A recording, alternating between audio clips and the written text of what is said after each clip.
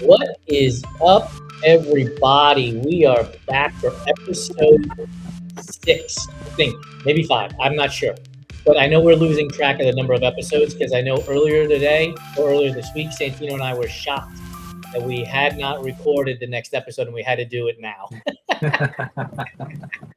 What's up, dude?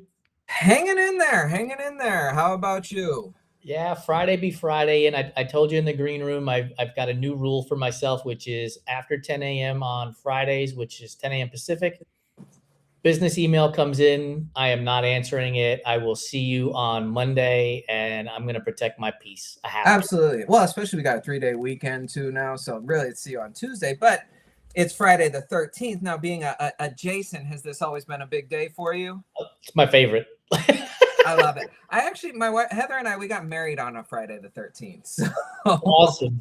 I was born on a Sunday, but I used to, when I was a kid, I was a bit of a liar as a kid. I used to tell people I was born on Friday the 13th. That's how much I enjoy the day. So yeah, like I've never had a problem with it. I shared a GIF on Threads where it's a caricature of Jason Voorhees in the mask with the machete, and he's just dancing, and it's like Happy Friday the 13th. I'm like, welcome to Jason Day. Right, exactly. And here's the cool part. When it happens in February, you automatically get one in March because there's only 28 days, unless it's a leap year. But you automatically get a second one in March. So there will be a March Friday the 13th as well. See, even better. 2 for 1 right there. Which March Friday the 13th is going to be, will be what? A little over a week away from the big day in Oakland at that point. So that'll be really exciting. So get this, dude. As if the training and the racing wasn't enough of an excitement for my life.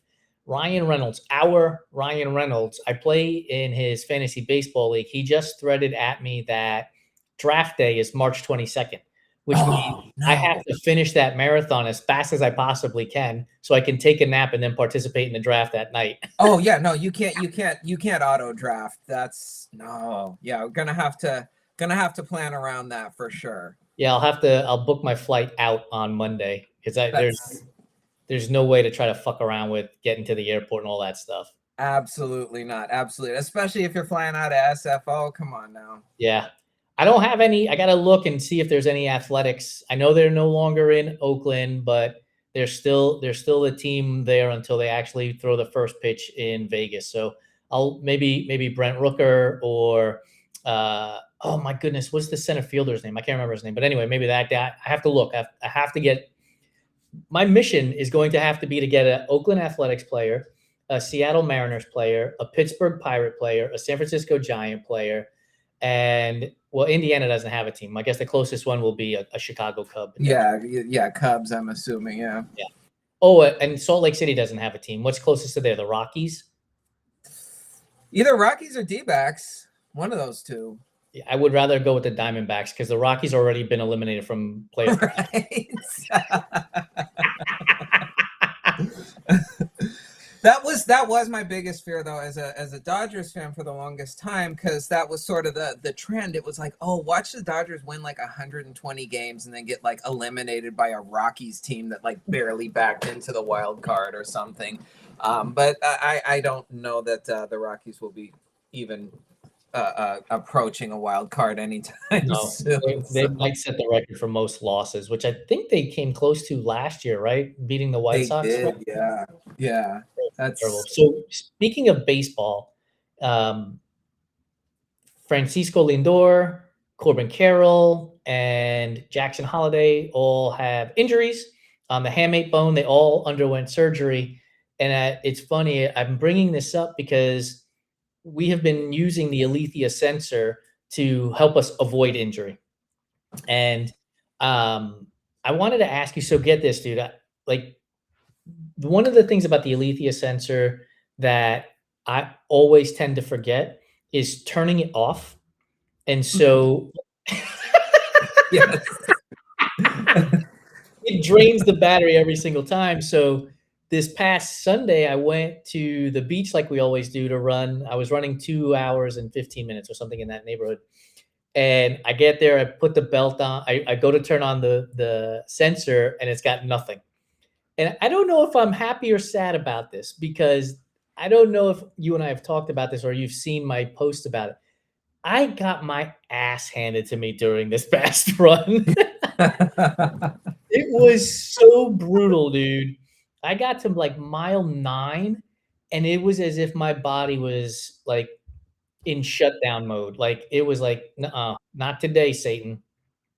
No, I get it. There's days like that though. There really are, and sometimes there's no rhyme or reason to it. It's like if I'm out and the run is just absolutely beating me into the ground, and I can think, okay, didn't sleep very well last night, didn't eat enough yesterday, whatever the case may be. But then sometimes you just have those days where it's like the run is going to humble you just because. Oh yeah. I was in a good place on the way out.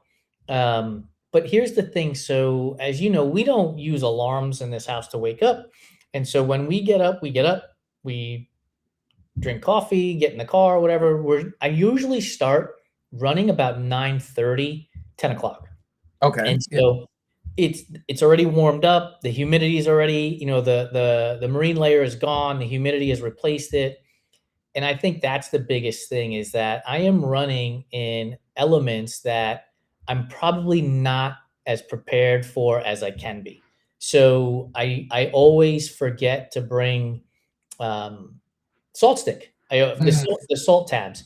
I have plenty of calories, dude. I eat my Seven Summit snacks bars while I'm out there. I got my Spring Energy while I'm out there. I'm drinking water that has Tailwind in it. So like calories are covered. I'm getting in 2 hours. I'm getting 8 to 850 calories. No problem.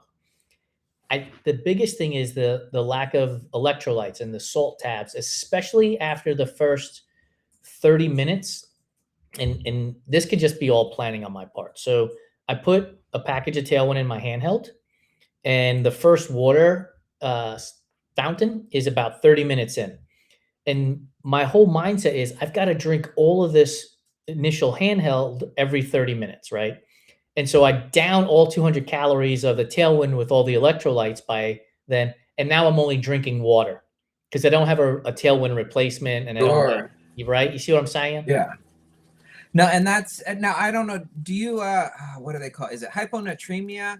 Oh, I I get that sometimes, and Yeah, that's it's brutal. it feels like you're running in quicksand or something Yeah, like that. Like there's such a disconnect between mind and body when you are completely electrolyte depleted, yep, and you have to drink water, you have to hydrate, but the more water you drink, the more you're, peeing out, sweating yep. out whatever your electrolytes.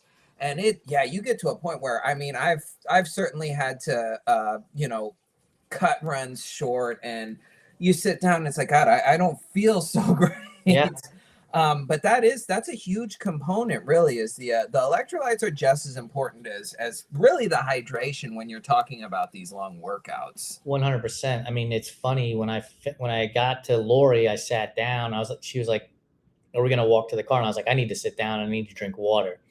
And so as I was sitting there, not moving, so no longer sweating like I was.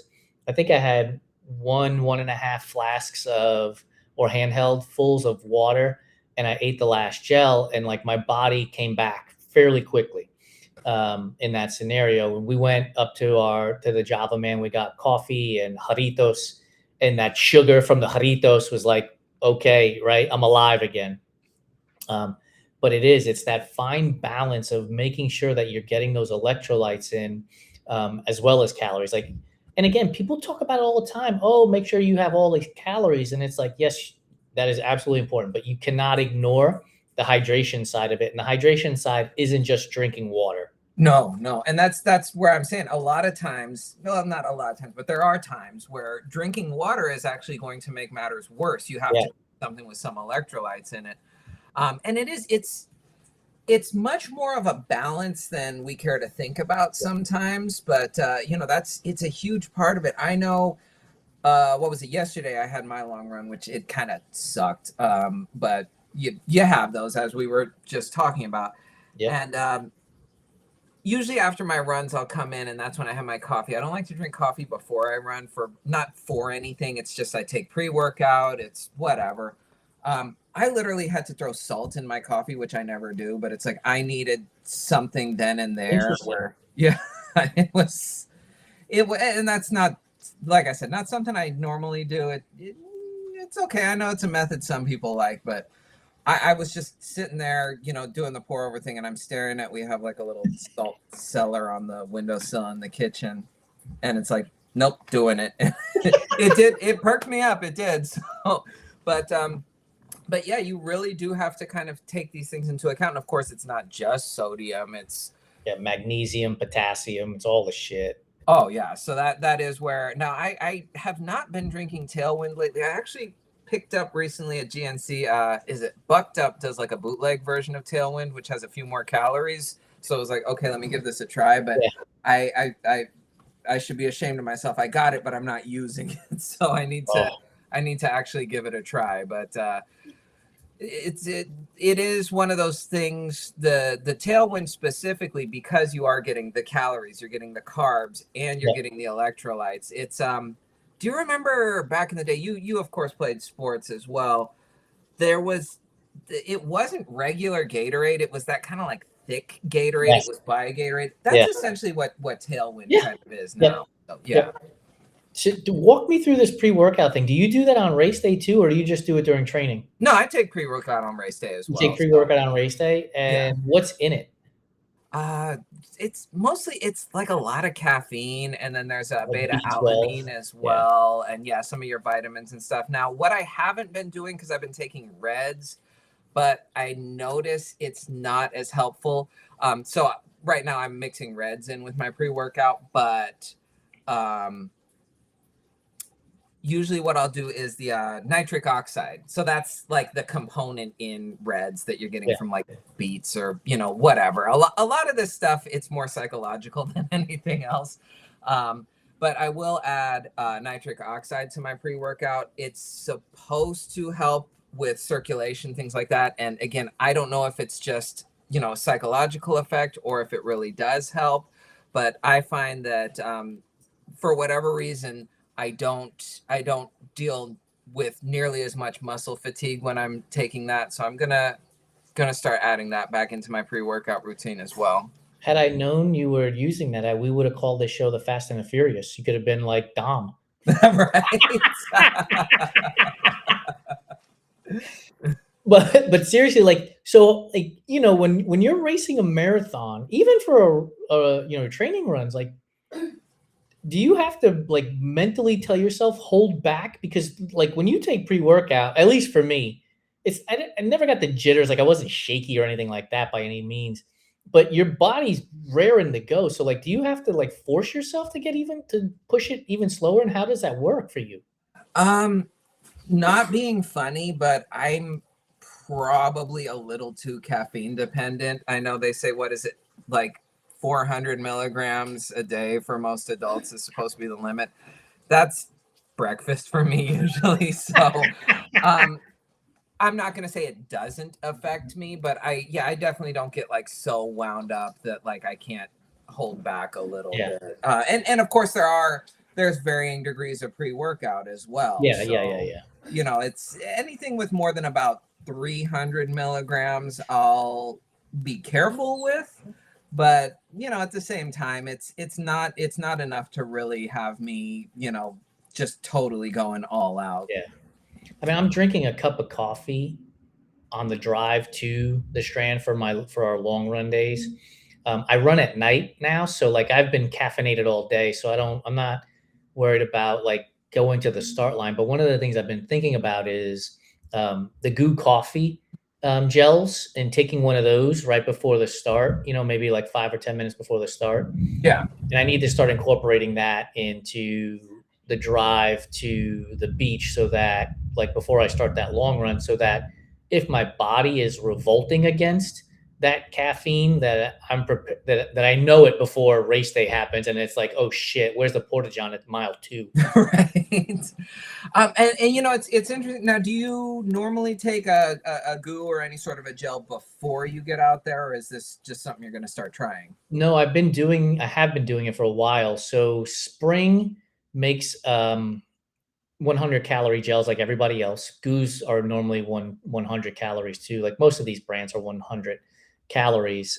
They make one called Canterbury, which is like a strawberry. Mhm. And I think it's the Sage Canaday version or whatever. I think he was helped create the flavor or whatnot, which is why I think it's called Canterbury. And it tastes like strawberry, and it's Yeah. 100 calories. And I have been taking that, like 10 minutes before race start, but there's no caffeine in that. Like there's nothing that can trip you up. It's just, topping off the fuel tank before you get going.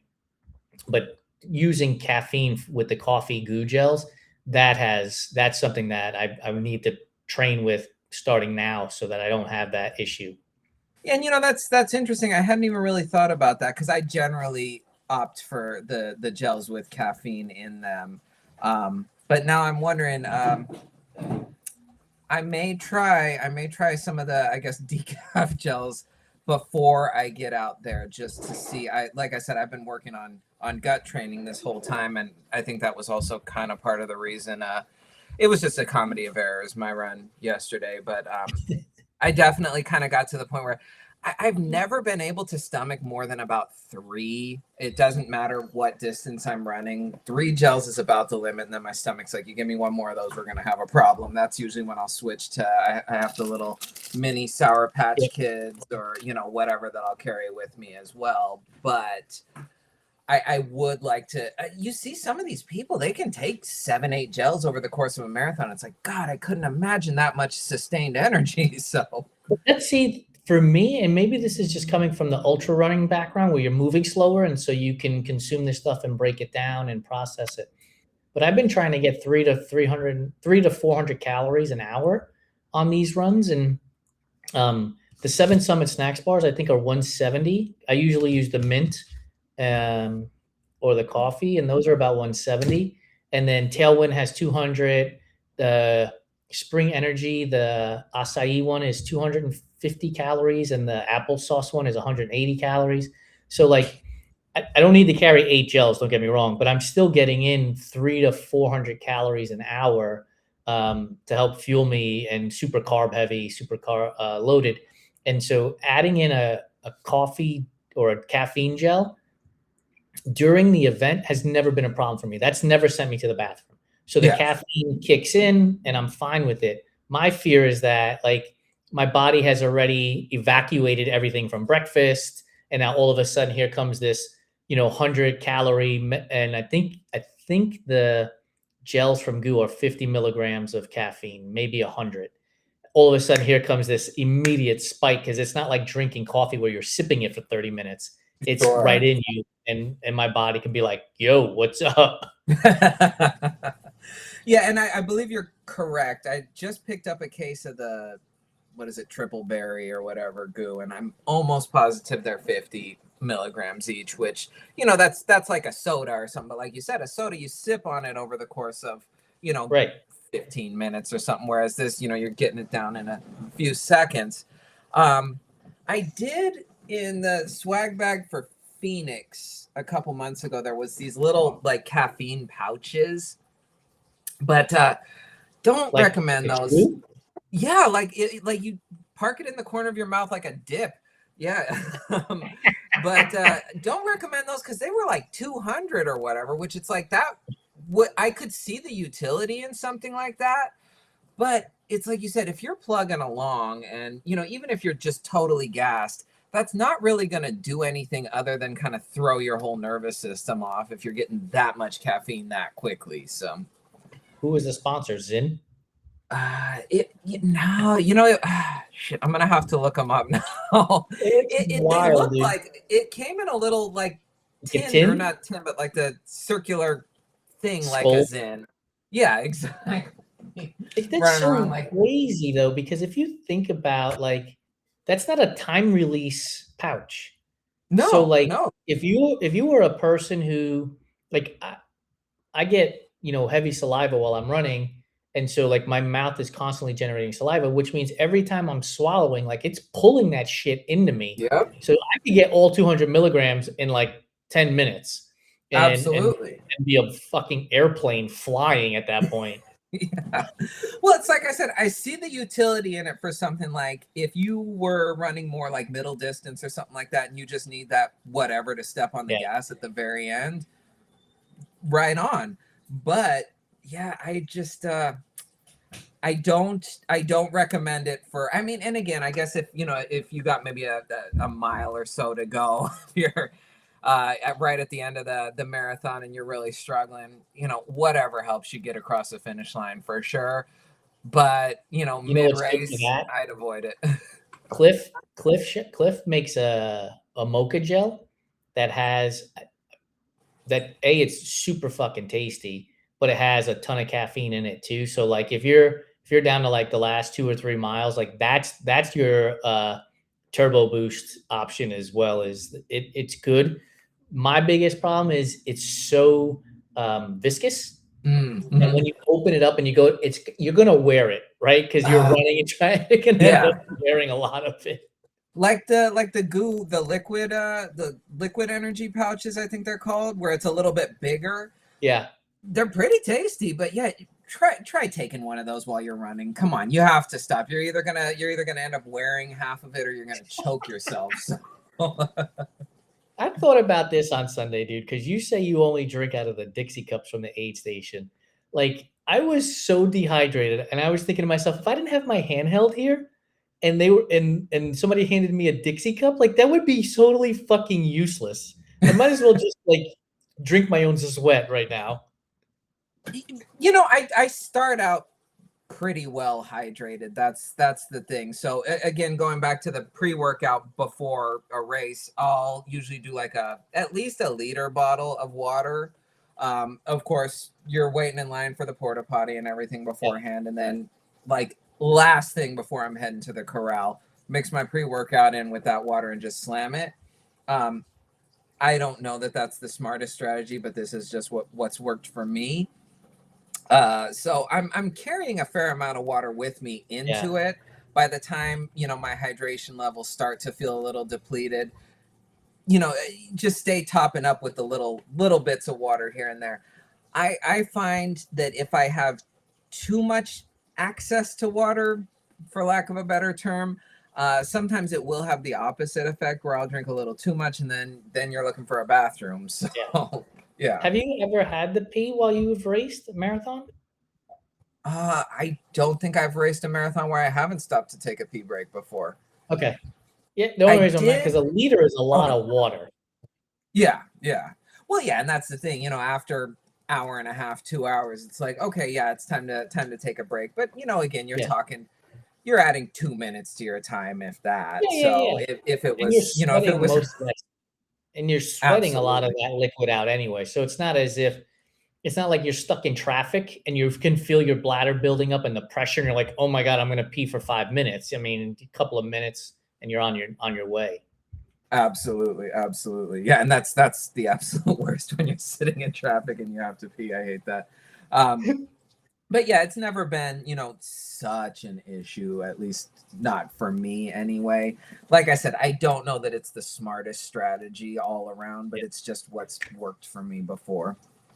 How are you feeling with a month and 9 days till race day? I'm feeling good. I actually now it's funny you bring that up just in terms of overall feeling. I honestly kind of feel like for whatever reason, and not for anything, I've had a lot of downtime this training block, as we've discussed in the past. But for whatever reason, I'm not devoting enough time to overall recovery, which I was just thinking about that today. So I had posted yesterday, I was complaining about I managed to work up a blister somehow. I think what happened, it's not the shoes, it's not the socks. I found this like packed dirt trail that's almost exactly a mile. So I've been incorporating that into my runs, and I'm wondering if it's maybe not quite as packed as I think it is, and I'm getting dirt in my shoes because I've noticed my socks are a little dirty. Yep. Um, so I'm wondering if maybe if I got a little dirt in there and that is what contributed to the blister or something. But then today it was like, well, it was a recovery run anyway, because yesterday was a long run. So 10 miles at recovery effort, which, usually low tens for me. Um, but just with that blister, I was kind of favoring, you don't even realize, you're making these little micro adjustments. And now afterwards, as I've kind of sat and finished workouts and everything, I noticed now my hip on the opposite side is really bothering me. And it's like, oh, I was messing around with that a little bit more than I even realized. So it is one of those things where if I can kind of carve out, proper recovery time, not sedentary time, because I think that's a lot of people like to confuse the two. And there's definitely a time to just be couch locked and not do anything at all. But more active recovery. I haven't been doing yoga as much as I normally do, which is a problem. Just haven't been doing my stretches, and I hate the foam roller, but even the Theragun, it's sitting right here on my desk right now collecting dust rather than being used as often as it should be. So I just need to kind of prioritize that a bit more. And I think I'll be good. It does feel like everything is kind of on the right track. I don't know how confident I am about 345, but it doesn't feel outside the realm of possibility either. So, yeah. It's interesting. Like, so I had that garbage run on Sunday. I took Monday off. Normally I run on Tuesday, but we had some shit here at the house, so I ended up taking Tuesday off. And excuse me, I ran Wednesday, and like a 40-ish, 45-minute easy run. And I got on the treadmill, and like the first mile went by, I don't know what it was, 9:30 or something. And I felt great. I was like, okay. And second mile was like 9:04, and I didn't feel like it was any additional effort. Then the next one was like 9:02, and I was like, well, I might as well just round this all up and finish this as a descending pace effort, because none of this feels hard. Like, this does not feel hard at all. I think the last mile was like 8.5 minutes. And so I was thinking to myself, like, okay, I can't wait to see what my heart rate was, because, if you're going in a descending pace, right, then your heart rate's going up, and this wouldn't have turned out to be as easy of a run as I had thought it would going to be. But dude, my heart rate was like 128. I think it hit 140 at most on the last mile. I was shocked. Dude, that was like a professional effort right there. Yeah, and I used the chest strap. It's not from the wrist. I had the chest strap. So you were just cool as a cucumber the whole time. Cool as a cucumber the whole time. The entire run went by super fast. And, you can go back and look at, what did I eat? How did I sleep? And all of that stuff. Like, that's all going to play a role into it. Well, then yesterday I got on a treadmill for a tempo run. So 10-minute warm up, 18 minutes tempo, 10 minutes cool down. And like the first, the warm up was no big deal. And then the middle 2+ miles or whatever was like 8:04 or somewhere in that vicinity. And my heart rate was like 145.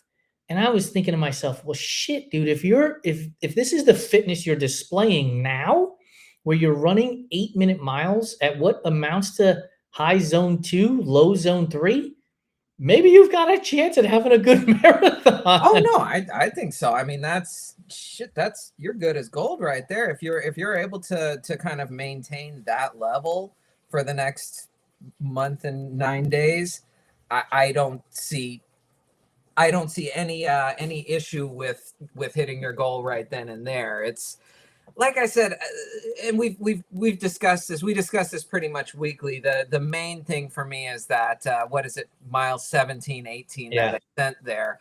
That's the only thing that has me really concerned. And I don't, if I'm being 100% honest, I don't think I'm super prepared for it. Have you been getting any sort of hill work in, or? So last weekend we went to Mugu, and I ran 5 miles on the trail. And so in 2.5 miles, I got like 1,000 foot of elevation gain. And then don't forget, like every Saturday we go to Saturday Stairs, and that is intense climbing in that scenario. So once a week I'm doing hills in some form or fashion, not necessarily hill repeats, let's say, but definitely making my body go uphill and downhill and smashing it.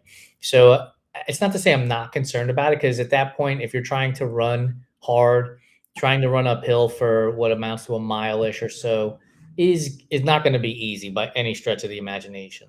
No, but overall, that's the thing. So you're prepared for hills. It sounds like you've been doing the heart rate work to the point now where you're putting in a solid tempo effort without shooting up into zone 4 or 5.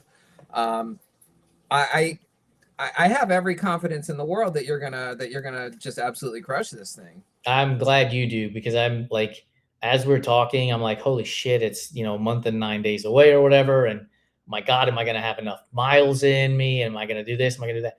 But then I start thinking about it this way. So I think I told you this when I was training for Ironman, I would have my fitness score on Training Peaks. It would be 100, 105. And a lot of that is because cycling and Training Peaks, it's like it's an exponential grade. If it was a cyclist first platform. So whatever their algorithm is, it's like, here you go. For every 1 point you get in running, you get 3 points in cycling type of thing. When I just was doing 100 milers and running only, if I got to 45 fitness, I was in good running shape. That's how Yeah, I perceived it. yeah. And so right now I'm at about 30 on my running shape. And so with 9 days, if I can grow that, 10 to 15 points, which is totally feasible, then I think I'll feel much more comfortable in that space going into the race. But I have been telling myself, like, you just can't blow the top off of this thing just because Strava or Training Peaks tells you that your fitness is good. Like, maintain control, stay within yourself, and enjoy the race. Like, enjoy the atmosphere, enjoy the people, enjoy everything that's going on around you. No, absolutely. And that's 100% it right there. More than anything else, it's, we can sit here and as much as, I love the Alethea sensor, we both kind of evangelize for them. The data is great for training, but on race day, I don't want to say it doesn't matter, but you really, if you're not running by feel on race day, you're kind of Yeah. setting yourself up for failure, really. And that's all of my best efforts have been, put it this way. Anytime, I have just gone out there and really crushed it, usually in the half is sort of where I've been the most successful. And I mean, I'm not putting up any sort of burner numbers there, but for me, they're good numbers. Anytime I've had one of those days, it was literally just sort of, you go out and you're not even locked in. You're not checking your watch. You're not doing whatever. You're completely 100% running by feel. And when you cross that finish line, you get your time. It's like, you do a double take. It's like, no, I couldn't have possibly done that, but you did. The days when you go out there and you got all these numbers floating around in your head, and I'm going to do this and I'm going to do that, and you got your whole plan and you've studied the course, and at mile whatever I'm going to blah. I have never had one of those where I've stuck to the plan and had it be successful. So I think that's where I'm tripping over myself on the long runs too, dude, because I'm sitting there telling myself, okay, in 2 hours, you should run a half marathon if you really want to get down to 3:45. And so then I start thinking about that and emphasizing that and focusing on that instead of just going and running and reminding myself, like, you did the interval work during the week, you did hills during the week. Like, this is the easy run. Like, you shouldn't be racing a half marathon on your easy runs now. Like, just go and enjoy the easy run. It's not necessary to have to focus on, okay, let me put in 8 miles at marathon pace. Sure, you can do that. Don't get me wrong. People do it and there's nothing wrong with it. But I know for myself, I'm going to be running at 10 a.m., 11 a.m. It's going to be even hotter than it's going to be on race day. And to think that I'm going to maintain marathon pace when it's 80 degrees out and, 60% humidity compared to 50 degrees out and next to no humidity, there's not one in the same. no, absolutely not. And to be honest, and this is maybe just more superstition on my part than anything else, I actually don't like when I kind of exceed expectations on a training run for that reason, Yeah. because then it's like, okay, I've either raised the bar for myself, which I suppose could be seen as a good thing, or maybe I just shot my best effort on a training run that I should have saved for race day. So Nobody goes to the Hall of Fame on practice day. That's for shit sure. exactly. Just ask Allen Iverson about that. I gotta tell you, this is totally off topic, but I saw Unrivaled, the women's basketball league played a game in Philly about a month ago, Mhm. and AI was there. And I think the Sixers host an AI day once a month. Like I don't know if it's just because they need to fucking make money with him being there. I don't know if he needs to make money. Like it's wild that they have what seems like an AI day once a month during the season. Well, the Sixers have definitely. There's been some legendary names that have played for the team. Dr. J, Charles Yeah. Barkley. Even Mo- nowadays, Joel Embiid, Moses Malone. Moses Malone for sure. I don't think there's anybody who's more the Sixers than AI though. True. That's the whole thing. True. It's to the point where you definitely. I mean, There is one guy who's more of the Sixers than maybe AI, and that's James Harden. Like I'll show up for like 3/4 of a game and then I'll blow it and fuck it up, just like he does in the playoffs. He embodies the Sixers. Like we're gonna be good for 96% of the season, and then when it counts, we suck. yeah. I mean, yeah. All due respect to the beard, I silently root for Harden just because I kind of feel like Hall of Famer for sure, but he's never quite broken through the way his whole career. I've kind of expected him to just kind of go on an absolute tear and put whatever team it's been on his back and carry them to a championship. Never happened. He has never been able to do it, and No. he's been the two or probably always a two guy. To Durant, and when he was in Brooklyn with Durant and Irving, he's always like the number two guy. When he's been the number one guy, it just hasn't shown up for him. So it's wild because the dude is so talented. He's clearly got Hall of Fame credentials, but man, for whatever reason, when it comes down to the end of seasons, playoffs, it just doesn't happen for him. That's it. Maybe he's doing his best work in practice, and we're not even seeing it. I don't know. I was going to ask you this too, because you mentioned the Alethea Center. Do you think you're going to wear it on race day, or you're just going sans technical shit and just race? No, because again, it's one of those things with the numbers, I've really enjoyed the Alethea Center so far, and I think I will continue to, but it does get to the point where you do kind of get in your head a little bit too much. And I did notice yesterday, again, because the run was a little bit crappy, I had stopped towards the end and taken several walk breaks. And normally it separates those out for me. And maybe I'm flattering myself. Maybe it still did.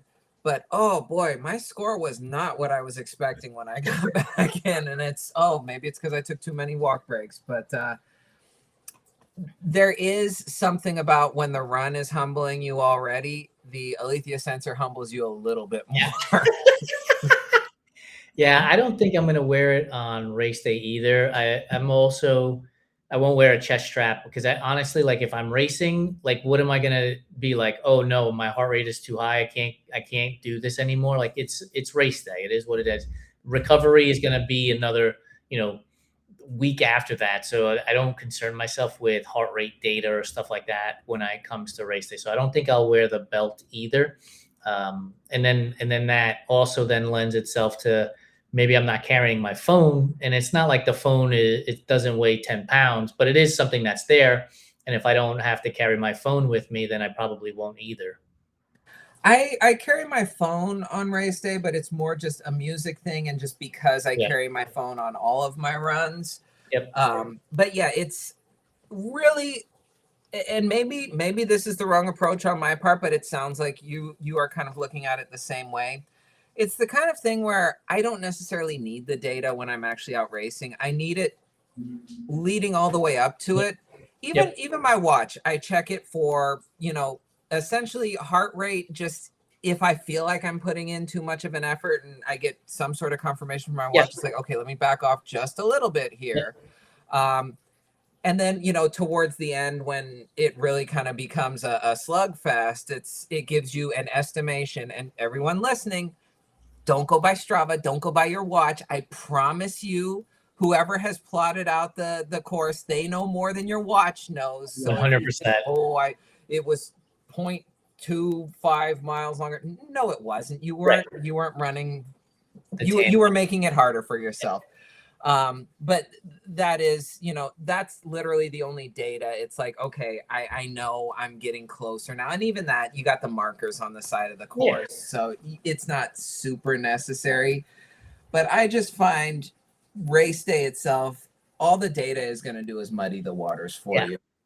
Here's the other thing. Like, I don't know that I've ever once analyzed data from a race to implement into the next thing, right? Into No. the next training cycle. So if my Alethea score run on the day of the Oakland Marathon was going to be 30 or whether it was going to be 90, was I going to sit there and analyze all of the information that it has to make an adjustment for the next training cycle? No, I'm going to start with the next training cycle and then start analyzing where my braking and launching and all of that stuff is. It's not going to be because of one race day for 4 hours. 100%. And beyond that, I think it's the kind of thing where race day itself it's such a different thing. There's that little bit of adrenaline. Yeah. You're kind of running with the pack. It's not even necessarily okay. There's a level of competition. Maybe it's okay. Here's my guy. I'm gonna, as long as I can keep up with this guy, I'm gonna be cool with Right. that. But at the end of the day, if he gaps me or whatever, I'm not gonna take it personal. But unless you're planning on running the same race again the next year, which for me, it's San Francisco every year. And even then it's more, okay, this is where I've had problems typically on the course. It has nothing to do with, any sort of output numbers from the run itself. It's the actual course. And there may be some, I guess, secondary data that I'm taking away from that. But ultimately, at the end of the day, one race day to the other, you can't really compare those numbers. You're not going to get anything super usable. Now, maybe if you're super, super elite, that's a different story. But even then, I'm sure, it's more the kind of thing where they have coaches, they have people they can consult that are breaking it down for them. So, yeah. It's funny because we had this conversation earlier in this episode series about PRs. And so like the whole idea of like the San Francisco Marathon from 2025 is not going to be like the San Francisco Marathon in 2026. But if you were to treat it that way, if you think about this, right? Let's say in 2025 at mile 18, you decided not to take a salt tab. And now this year in 2026, you're like, oh, mile 18, I better take a salt tab because my data said. But meanwhile, it's 25 degrees this year, whereas last year in 2025, it was 75 degrees. Like everything is different. Absolutely. It's just you were a little more into it this year than last year. There was somebody on the side of the course that yelled some word of encouragement that got you just a little bit more amped up. There's so many other variables. At least that's how I see it. It's, again, maybe if somebody's super elite, super locked in, whatever, but just to go back to what I always like to say, we're not getting paid for this. I'm not going to take it that seriously because it is supposed to be fun. I tell you, like after the panel discussion we had with Coach B and David Monaco, like I am pumped to run around that city. And so, yeah, I'm going to be racing and I'm going to do my best. But I guarantee you there are going to be moments where I'm going to be looking around at what's around me to take the entire city in, because what they talked about, why, by the way, what they said and how we set up that YouTube video on our YouTube channel, it's people are watching that video, like, which is great. And it just makes me say to myself, don't forget to take in the sights and the sounds while you're out there and seeing all of the different things that are happening. And so if you're going to finish in 3:58 or 3:54, is there really a big fucking difference in that? But if you run 3:58 and you actually enjoyed it because for 4 minutes you saw the sights and sounds and you could process them and remember them, for me, that's more valuable than the 4 minutes. Absolutely. And that does seem to be, of course, going back to that conversation, and everybody who's watching this, if you haven't watched that, make sure you watch that next. because you'll want to be running Oakland next year, or maybe even this year still if you watch it in time. But it's set up to be more of an overall experience. And there's something to that because, again, you know, it's great to chase that PR, to get those numbers, whatever, this and that. But ultimately, at the end of the day, what you're walking away with is, you know, it was so much fun. It was, I saw this, I saw that, you know, if you look at the course map, they literally show where they're going to have live music and things like that. Do you really want to be so locked in that you're going to miss out on, you know, all of this other great stuff too? You know, that's not to say you're going to stop and have a dance break. Maybe you will. Maybe that would be really cool, actually. But at the same time, it's like, if you're running through this thing with such blinders that you're not going to take in any of these other sights and sounds, why not just run 26 miles around your own neighborhood? You know, it's what are you paying for to be there if not to get something else out of it? Yeah, dude, I am super gassed about us having selected Oakland. I mean, a lot of things went into us being able to choose this race, but after hearing people's conversations about it and talking to others outside of our own circles, like, this feels like one of those life-changing marathon moments, and not because you're the 26.2 miles. It's the city in and of itself and what it's bringing to the table that makes it feel like it's going to be like life-changing in that way. Absolutely. And, you know, it makes me think about, and forgive me if I'm giving you credit for something that somebody else said, but I'm almost positive you said it, but it stuck with me. I was talking to somebody who had run Western States. Western States in the ultra world, that's essentially kind of your Super Bowl. Yeah. You're not running Western States to flex on everybody else, because everyone who's there has earned that spot to be there. You're running Western States to take in Western States. And there are certain marathons, I believe, that are like that. I've certainly never run any of the majors, but that's sort of that's the vibe I get from a lot of them is, you know, you've earned your spot to be here. Yep. This isn't a normal, this isn't just your, and I don't mean to sound dismissive here, because every marathon is an accomplishment. But when you're running the majors, it looks like that's your victory lap. Yeah. That's your reward for making it that far. This is sort of how I'm looking at Oakland, is they've got it set up, you know, and of course it's the kind of thing where anybody can participate. I'm not saying you got to earn your way into Oakland. You do through training and everything, but anyone can sign up.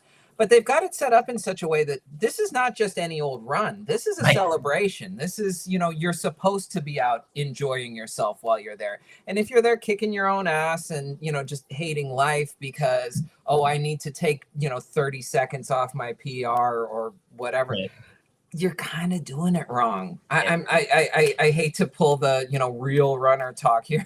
That's essentially kind of, that's not what I'm trying to say, but at the same time, they've got all these great things for you. What are you doing if you're not taking advantage of them? It you know, it reminds me of, for me, when I go to a new place, I don't want to go to a fast food restaurant. I could get that at home. I want to go eat at the local mom and pop shop. I want to go get to the local coffee shop. I want to enjoy the culture of the area that I'm in. And I think that's what going to race in Oakland is going to bring, right? Yes, we have a goal, 345 at some point, and my year won't be ruined if I don't hit the number, right? It's an arbitrarily chosen number that was literally arbitrarily chosen based on a conversation I had with Lori when I was like, how fast do 50-year-olds run marathons? And she was like 4:15. And I was like, well, I think I could run 4. And then I was like, well, if I could run 4, I could run 3:45. Like, I was literally making it up as I went along, right? It wasn't like there's some I don't get a real runner's membership card if I do it.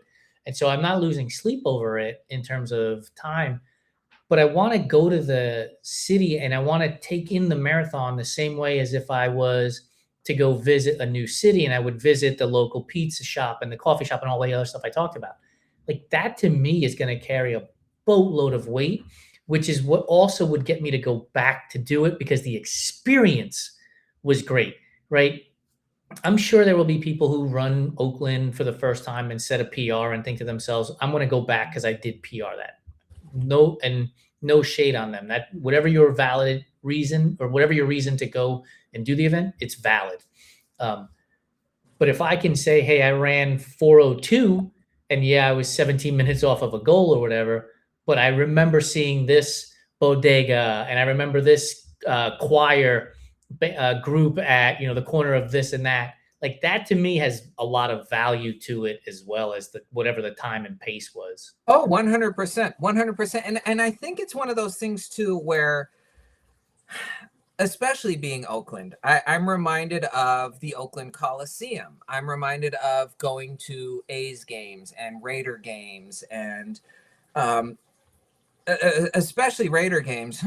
A lot of time the outcome of the game on the field wasn't so great, but Jesus, just being there in that atmosphere, especially if you could sit in the black hole or something, there's nothing like it. It transcends just normal event attendance. You know what I'm saying? So this is the same logic I'd like to apply to the Oakland Marathon. Not to say that I'm not going to get out there and put in an effort, but right. I want the total experience. The Oakland Coliseum was not so very nice of a sports venue, but the personality that place had, more than made up for it. And it's kind of the same thing here. And really Oakland gets a bad rap, as we saw with the Super Bowl, with how the media treats California, the Bay Area, et cetera, whatever. And people were shocked that San Francisco is nice. It's like, right. Where the fuck have you been? Right. Oakland is actually a very nice city as well. It's got its rough parts, as every city does, but being able to kind of tour the city from a ground level and see these different neighborhoods run. I believe the start and finish is at Lake Merritt, correct? I'm almost positive. So, yeah. Yep. Being able to run through the downtown, cross the bridge, crossing the finish line at Lake Merritt, that's a beautiful area. Are you kidding me? So that's more than anything else, I guess the overall thesis of my argument here is, being able to kind of stop and smell the flowers without actually stopping, Yeah. Your description of the Oakland Coliseum reminds me of Shea Stadium. And it's probably why I love the idea of Oakland in and of itself. Like it feels like a West Coast Queens type of situation. You have all kinds of cultures, all kinds of food. The stadium was, not the greatest thing in the world, but it was your stadium. It would like if anybody growing up in New York, if Yankee fans were to say shit about Queens and Shea Stadium, we were fighting. Like, that's my team, that's my town, that's my stadium. Like, fuck off, man. And so I get the feeling like that's what Oakland is like too. Like, it may not be the best, but it's our best, and we're going to defend it. Absolutely. I don't know why this popped into my head, dude. Like, but this is an example of how my brain works. Like, you're talking about the Oakland Coliseum and the black hole. And the guy that played quarterback that went to USC is Marinovich, right? Todd Marinovich. Did Marinovich go to USC? I believe so. Yes. Yeah. I know for a fact he went to USC, but he played for the Raiders, right? Yeah, he did. Yeah.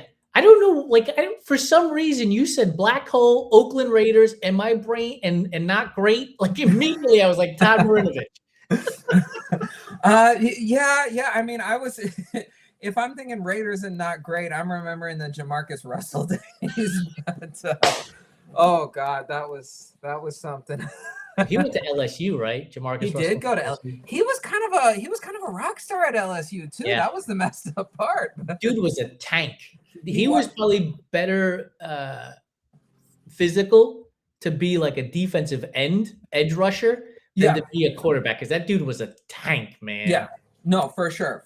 He definitely, he was, you know what he was? He was essentially football's version of Yasiel Puig. If the physical gifts were off the chart, but he just didn't have the maturity, whatever you want to call it, to actually kind of buckle down and take full advantage of them. But people like to make fun of him now as a bust, but that dude was physically talented. Yes, he was. And again, he didn't have the prototype quarterback body. No. Right? Like back then, the unprototyped quarterback body with guys who could throw the ball. Remember Jared Lorenzen, who played at Kentucky in the SEC.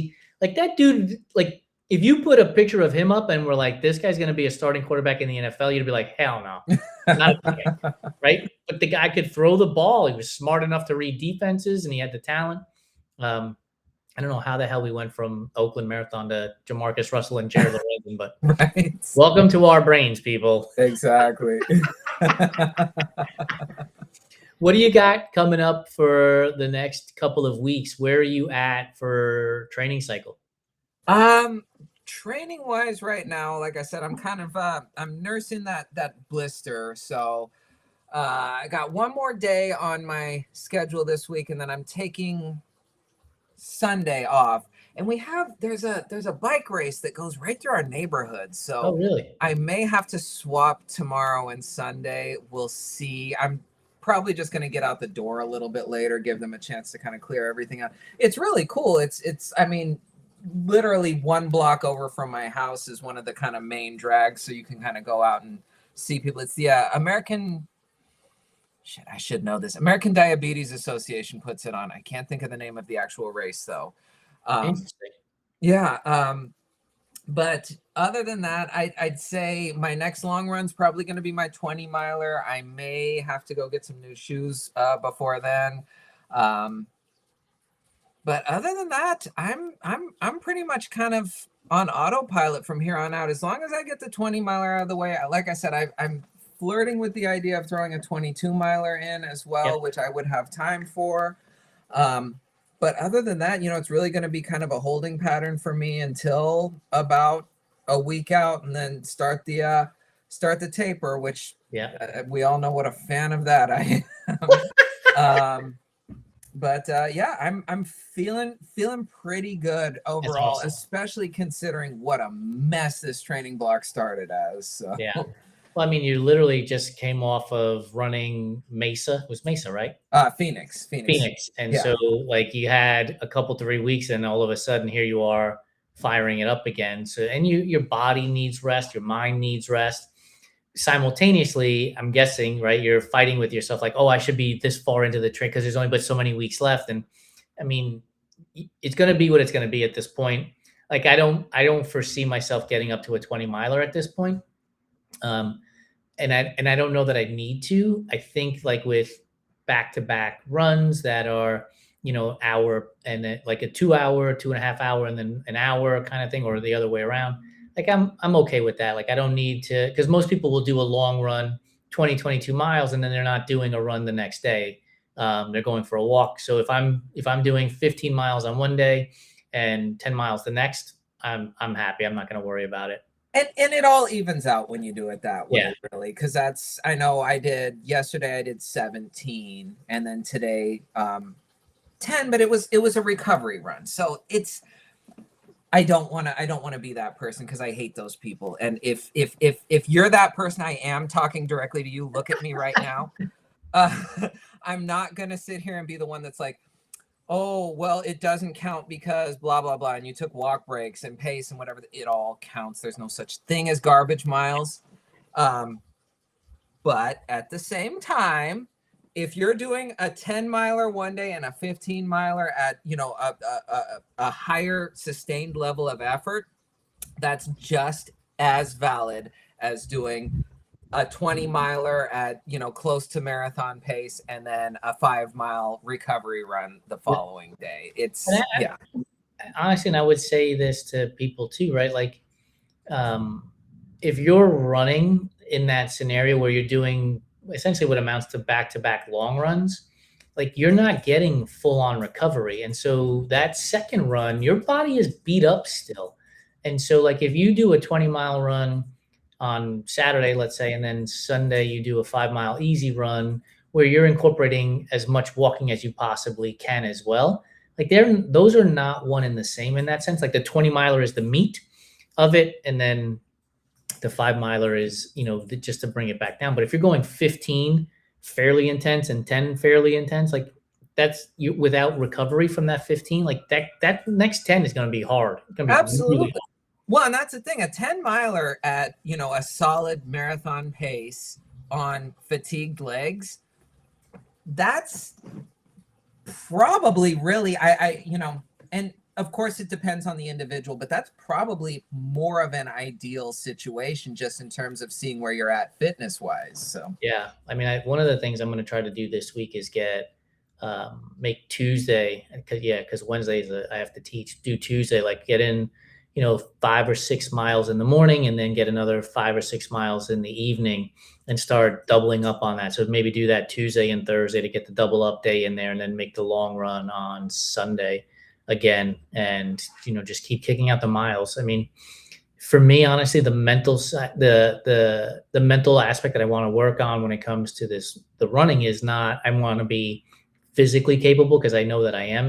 I got to get the hydration and nutrition way more dialed in than really the hydration and the electrolyte shit, because I do not want to experience that again this upcoming weekend. no, totally. And that's where I'm at too. That's my, I guess, main concern is, making sure that the overall fueling strategy is where I need it to be. But other than that, and I've been saying this from the beginning, and I'm not saying it to brag on myself, or certainly not to set a bad example for anyone else, but it's like, I could go run a marathon tomorrow if I absolutely had to. Probably be hating life for most of it, but physically I'm at a point where I can do it. But in order to optimize, the fueling strategy is just as crucial as everything else. Yeah. I was talking to Sophie Grant on the Enduring Minds. I think it was the Enduring Minds podcast we recorded this week. And I mentioned, like, it's wild when you get into a fitness level where you're like, oh, I can just register for this marathon. And you may not be optimized for the marathon, but you have the physical ability to get the 26.2 miles done. And I think that's where I feel I am right now too, right? Like, could I run a 3:45 right today? Probably not. Thank goodness we've got another 4 weeks of running and training before we get to race day. But could I cover 26 miles? Yeah, I could cover 26 miles and get it through. And so I think once you start to accept that fitness level too, right, then the confidence starts to grow, and you're like, okay, I can get through this. So can I get through it a little bit faster? Can I get through it a little bit faster? Most definitely. That's exactly. I think you articulated it in a much better way than I did, but that's exactly what I'm thinking as well. It's like, yeah, I'm not going out there and doing 3:45 if I had to go do it tomorrow, but I could go do it tomorrow. So yeah. What's for dinner tonight? That's a good question. I didn't set anything out. Either whatever I can do quick, maybe pasta or something like that, or we'll see what specials DoorDash has. I love it. Yeah, I'll have to figure it out too. It's thankfully for us, it's only 4:15 here, so I got a little bit of time before I have to really worry about putting dinner on a plate. For sure. Thanks, brother. It's been great. We'll do this again in 2 weeks. Maybe we should actually send out a calendar invite to each other so we don't forget what episode we're on and when to record. Absolutely. But hey, I mean, just in terms of off the cuff recording where it was like, hey, got time today? Yeah, let's do it. I think we covered a lot of ground. We didn't necessarily have a set agenda, but we definitely we hit all the major talking points. Have you started? Do you watch Cross it's on Amazon? Alex Cross show. Give it a shot. This is season 2. We just started season 2 yesterday. It just came out. So if you're looking for like one of those crime solving shows like that, it's a good show. Oh, for sure. Okay, I'll check it out. Definitely. All right, dude. I will see you I'll probably talk to you in an hour or so, but I'll see you in 2 weeks for sure. All right, see you then.